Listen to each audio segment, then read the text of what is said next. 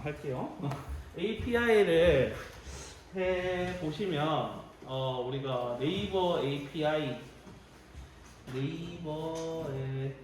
들어가도 많은 API들을 개발자 센터라는 곳에서 제공을 해줘요.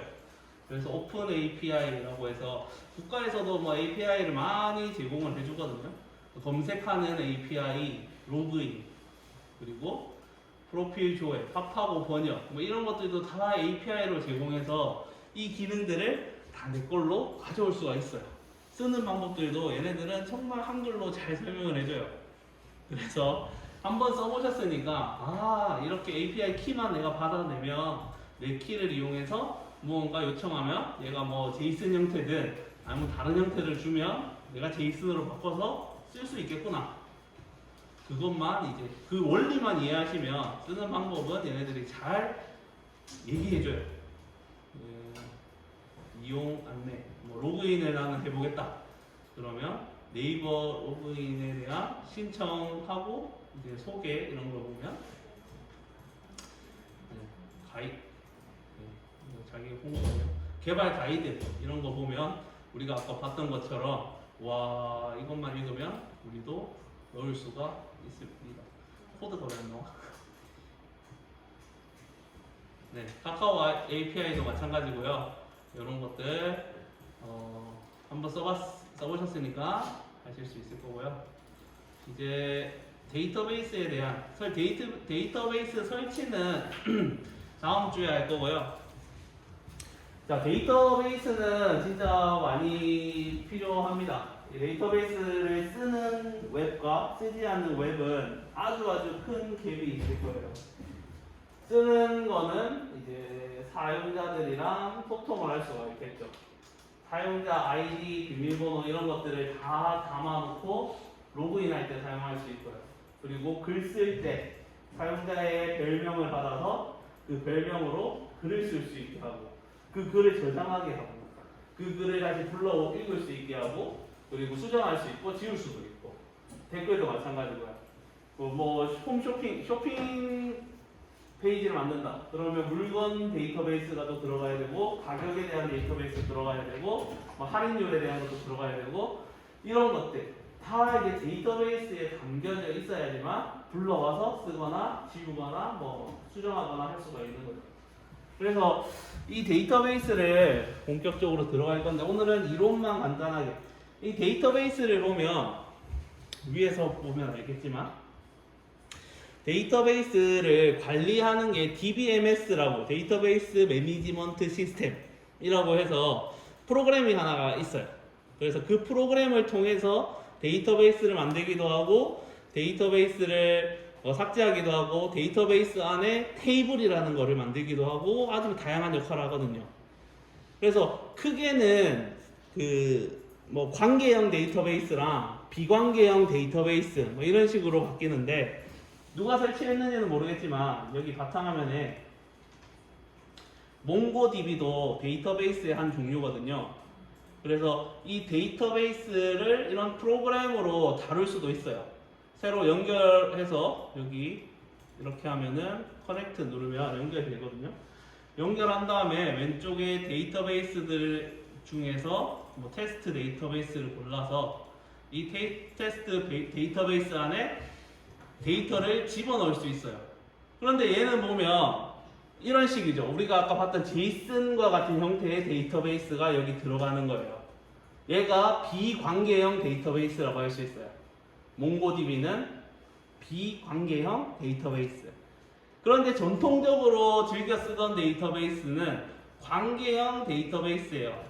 어떤 거냐면 이런 거거든요. 데이터베이스 매니지먼트 시스템 DBMS에 데이터베이스 만들어 놓고 그 안을 표 형식으로 채우는 거예요. 그러니까 다 각각 엑셀 파일이라고 생각하시면 제일 쉬울 거예요. 엑셀 파일처럼 만들어서 테이블을 여러 개 만들어서 그걸 모아가지고 데이터베이스 하나에 담아놓는 형태예요. 그래서 어떤 거냐, 데이터베이스 DB의 이름을 뭐 유저 내 홈페이지를 방문하는 사용자와 관련된 데이터베이스를 담겠다.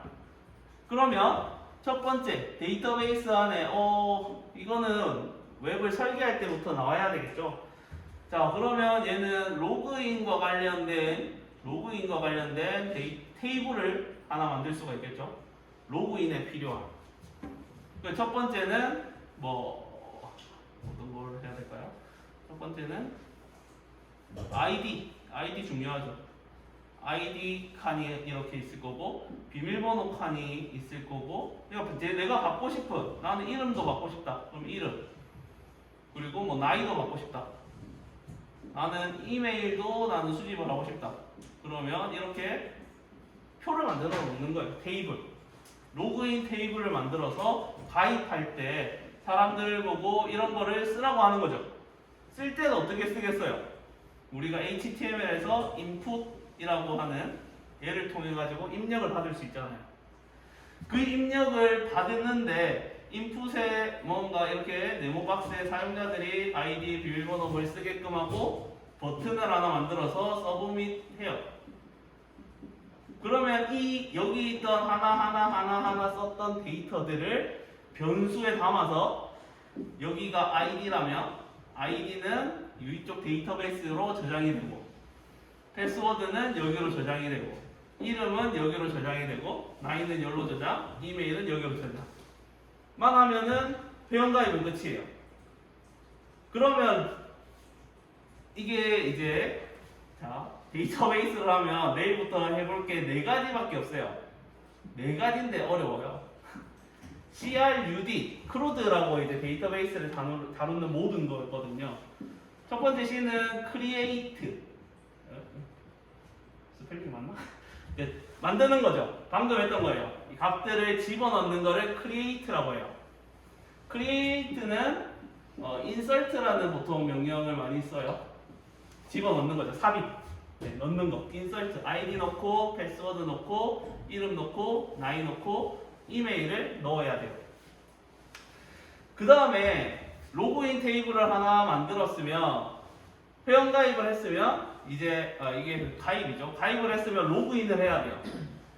그러려면 내가 아이디를 A라는 걸로 가입한 사람, B, C로 가입한 사람이 있을 거예요. 그러면 A라는 사람이 로그인을 하려고 해요. 아이디에 A를 썼어요. 그 다음에 패스워드를 썼겠죠. 그 다음에 로그인 버튼을 누르면 여기서 해야 되는 거는 뭐예요? 먼저 많은 로그인 테이블에서 아이디가 A인 사람을 찾아야 돼요. 그렇죠? 데이터베이스 안에 아주 많은 우리 그 엑셀에서 뭐 필터 써가지고 뭐 90점 이상 찾는 거 뭐 이런 거 있잖아요. 그 값을 찾는 거 찾아야 돼. 찾은 다음에 얘를 읽어와야 되죠. 이 패스워드 아이디를 찾아서 이 줄을 찾아가지고 그 해당하는 패스워드를 가져와서 네가 쓴 거랑 저장되어 있는 거랑 비교를 해서 맞으면 오케이 들어와. 틀리다 그러면 안 돼. 아이디를 썼는데 가입되어 있지 않은 AA를 썼다. 그럼 너도 안 돼. 얘는 자바스크립트가 해주는 거고요. 그러니까 이 데이터베이스랑 값을 넣고 방금 이 패스워드를 가져오는 거는 read가 합니다. read 읽어야 되죠. 자, 그 다음에 내가 이메일을 카카오 메일을 쓰다가 이번에 사고가 나가지고 나는 지메일로 바꿀 거야. 그러면은 이 A라는 사람의 아이디 줄을 찾아서 이메일 값을 수정을 해야 돼요. 데이터 수정. 그거를 이제 업데이트라고 하고요. 마지막으로는 딜리트. 여기서 제일 쉬운 거는 딜리트예요.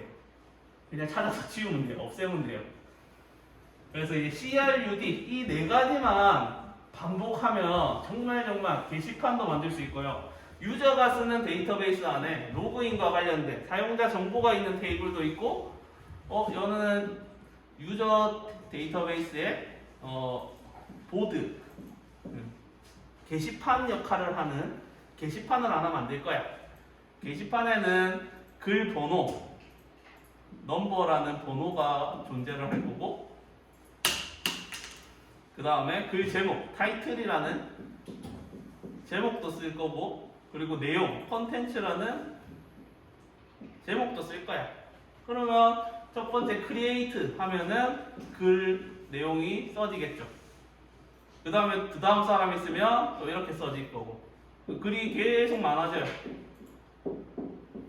그럼 우리가 얘를 데이터베이스 안에 있는 많은 글들을 HTML로 또 보내줘야 돼, 보여줘야 되죠. 리드를 해서 여기서 리드를 해서 표를 딱 만들어 놓고 보기 좋게 탁 넣어주는 거예요. 리드. 그리고 글 수정, 글 쓴 사람만 수정할 수 있게 또 해야 되겠죠. 머리 생각만 하면 알고리즘이 복잡해 보이죠. 정말 복잡해요. 실제로 만들면 더 복잡해요. 코드가 많이 길어질 거예요.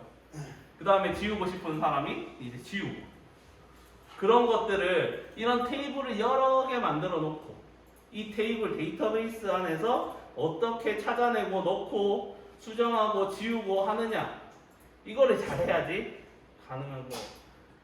그러니까 알고리즘을 한 번 더 좀 더 복잡한 걸 생각해 보시면 댓글이에요.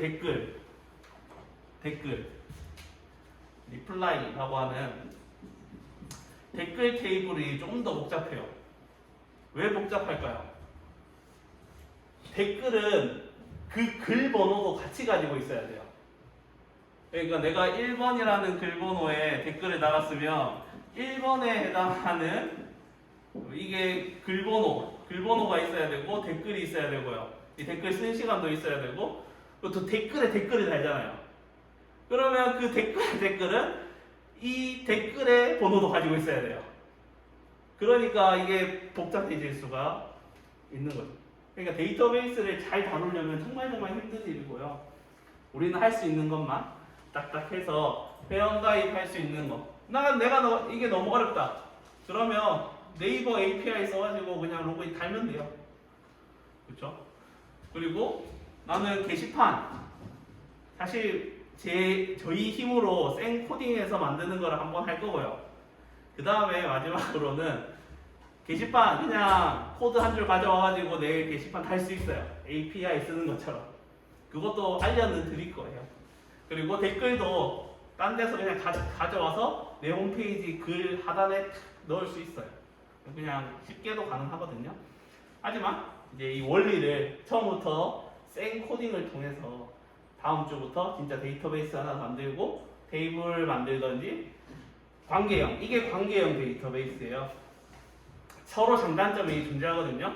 이 관계형을 할지 아니면 제이슨 이용하는 비관계형으로 할지 다음 주에 제가 정해서 데이터베이스 내 컴퓨터에 설치하고 데이터베이스에 값을 집어넣고 읽는 것까지 아마 다음 주에 할 수 있을 것 같습니다.